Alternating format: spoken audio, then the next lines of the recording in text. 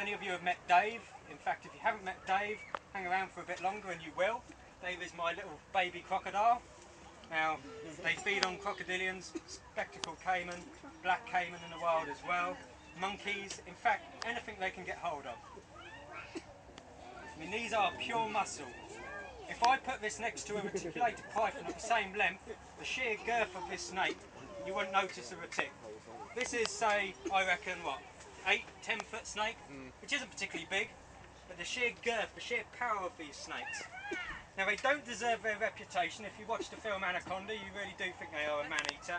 They don't scream, they don't stab people with their tail like some of the films show, but they keep themselves to themselves, hide in the waterways.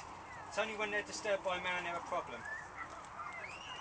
Okay, any other questions, anyone? It isn't poisonous. Now, one thing, all constrictors that I've shown you today, the pythons and the boas, they are constrictors.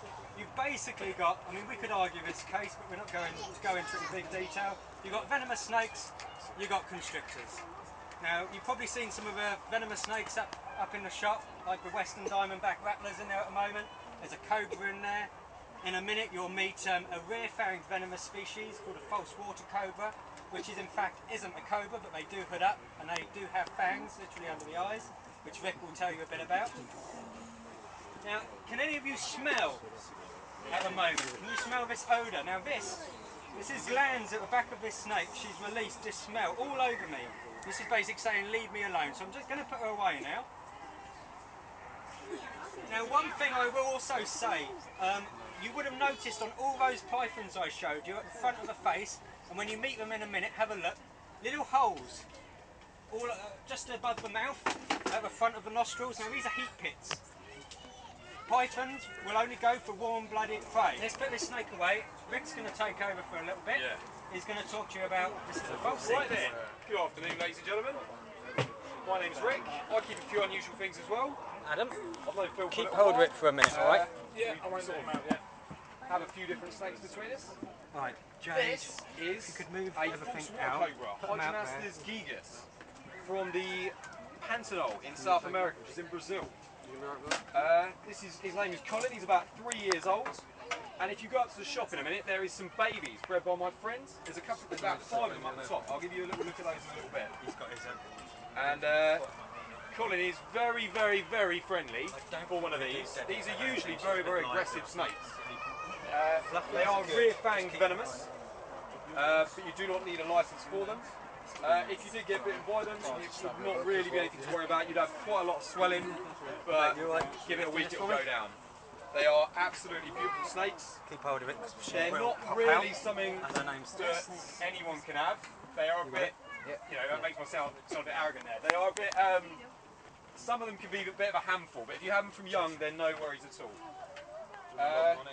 Great, mate. He eats trout, mice, frogs, absolutely anything you can get from him, he will eat it.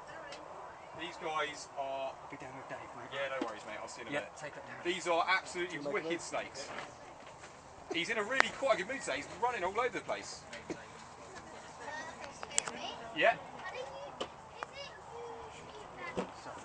Yes. They are always this fast because these are... Most of the snakes you've seen today are nocturnal, which means they come out at night. Colin is the only one who's actually a diurnal or daylight snake because he's awake in the daytime. And he, you know, he does all his hunting and all his foraging in the day. I'll see if we'll go in the tree as well now. Here we go, Colin. Nice one, mate. Cool. They're also, they're pretty much aquatic as well in the wild, so they don't really see many trees, hence why. But at my house, he lives in a 4 foot by 2 foot vivarium with about a 2 foot massive tub of water. He swims in that and eats fish out of it. You know, they're pretty wicked snakes to keep. Yeah, females can get up to about 8 foot. He's about 5'9" or something. He's probably not going to get any bigger. He's 3 years old now.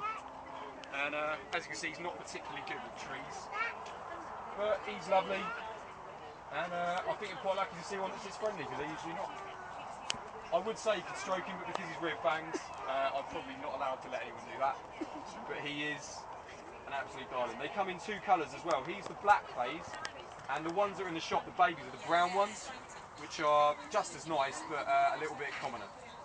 So there you go. Phil's going to come back with another animal in a minute, and see you back in a couple of minutes.